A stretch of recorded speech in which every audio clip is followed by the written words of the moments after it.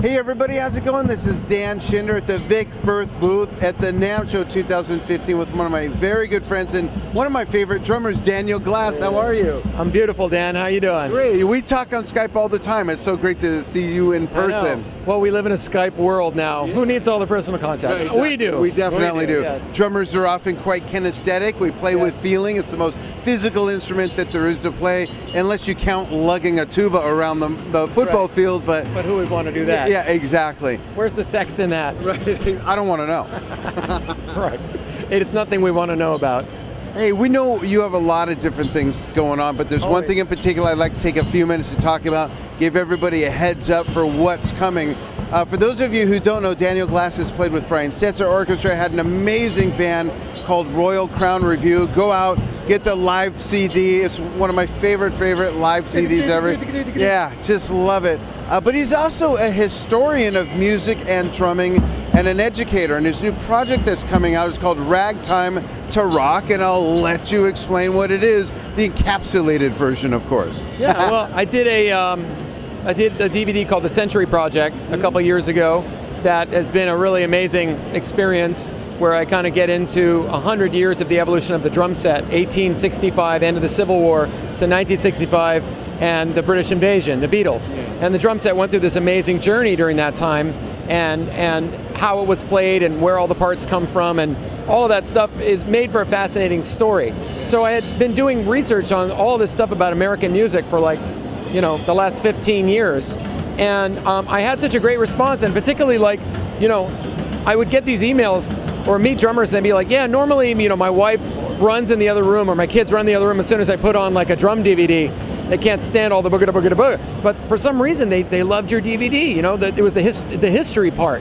And I thought, well, geez, why not do something for everyone that isn't a drummer, that just tells that same story but in a little bit of a different way. And then, I started looking around and I realized there was very little for teachers to help them to teach about the history of American popular music that they could do in a very condensed way along with their curriculum.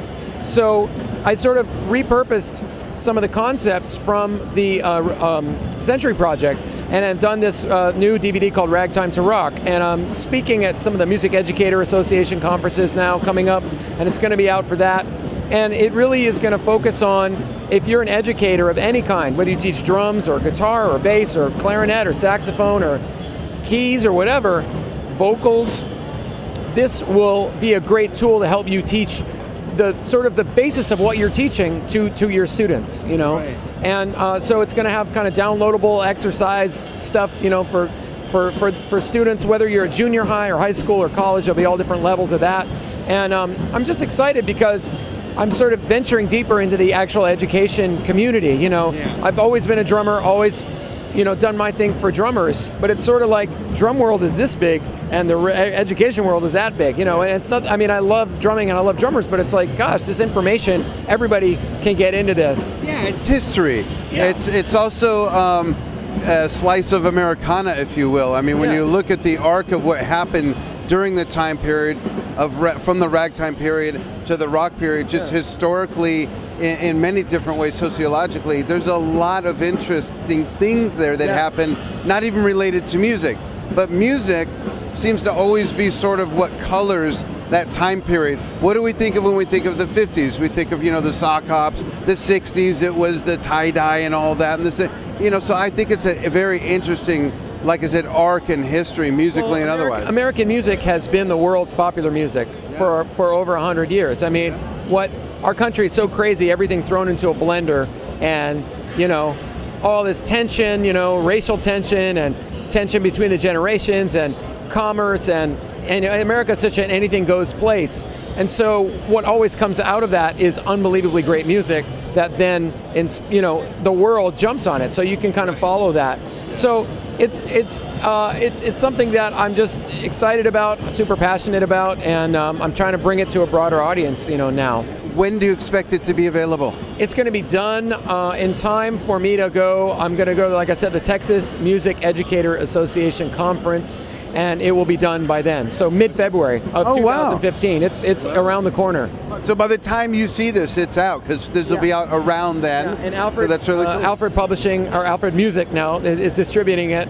And other than that, I'm working in New York a lot, playing a lot at Birdland, the jazz club, and doing a lot of like jazz and cabaret type of gigs. There's a whole scene in New York for cabaret music that doesn't really happen anywhere else, and people come from all over the world.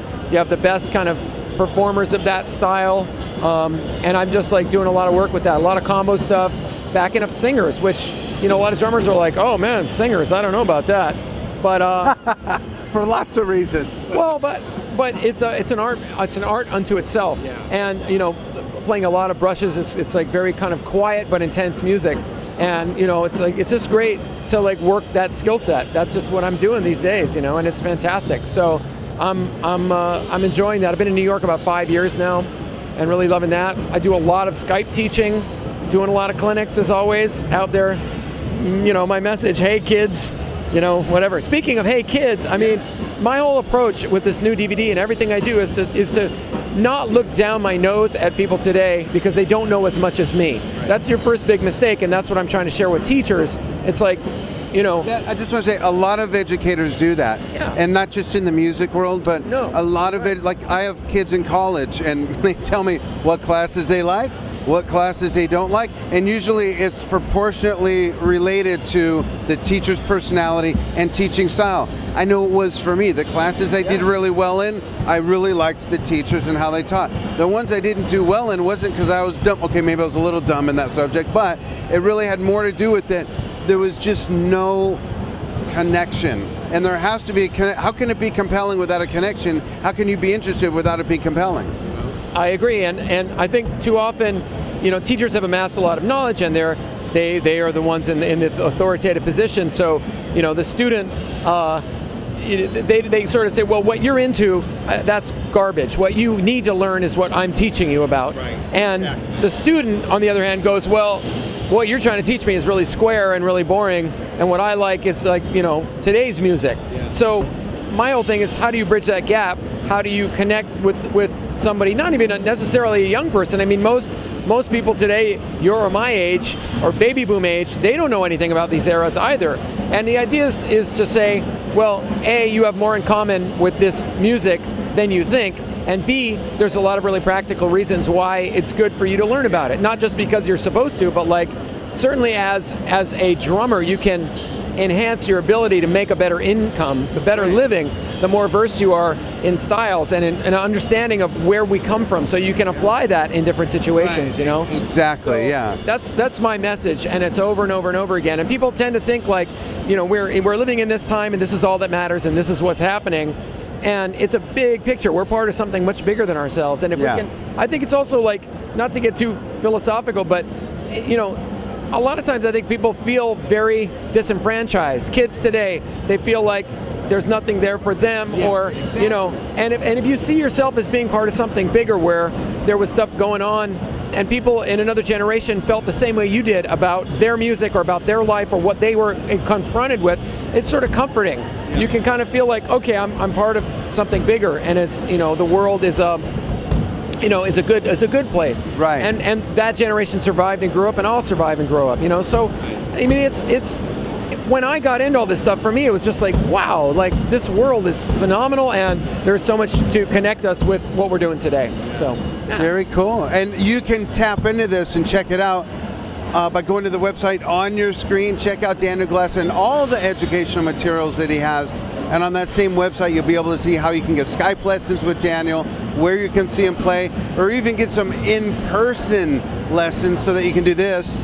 Because you can't do that on Skype, right? You can just do that in person, you can be like right? Freddie Gruber and go, you're late, you're late, you're late, you're late, as you're trying to do the damn exercise. Right, and you don't want to be late if you're a drummer. Our job is timing. Be on time. Don't be late. Remember, I'm trying be to a good do the drummer. thing. He's like, you're late, you're late. So I always tell my student, pretend Freddie is sitting there shoving your arm in, and you push back, and that's how you get the exercise, Push back against the imaginary Freddie. Exactly. Daniel, thanks for taking time out on a very busy NAMM show. Always great to see you. Always great to see you. Appreciate it very much. Thank you for joining us and putting up with me to listen to Daniel. These guys are awesome. Everybody's awesome. Everything is awesome. There you go.